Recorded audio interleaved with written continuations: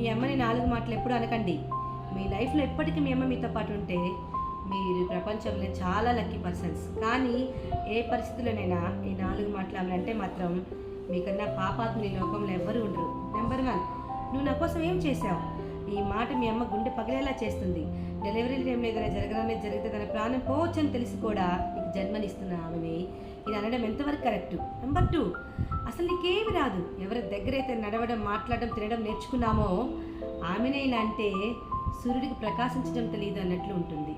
Maybe ఈ రోజున technology తనకు అర్థం కాకపోవచ్చు, కానీ మనం ఏం చెప్పకుండానే మన బాధను అర్థం చేసుకునే చార్జిపీటీ తన దగ్గర మనం పుట్టినప్పటి నుంచి ఉంది. నెంబర్ 3, ప్రతిసారి నన్ను ఏదో ఒకటి అంటూనే ఉంటావు. నిన్ను అనాలని కాదు, నువ్వు ఎక్కడ రాంగ్ రూట్లోకి వెళ్తావు అన్న భయం తను అలా అనేలా చేస్తుంది. నెంబర్ 4, నువ్వు నా లైఫ్లోకి ఇంటర్ఫీర్ కావద్దు. నువ్వు ఈరోజు తీసుకున్న ప్రతి ఊపిరి మీద తన పేరు ఉంది. అమ్మకి మనం తప్ప మరే ప్రపంచము ఉండదు.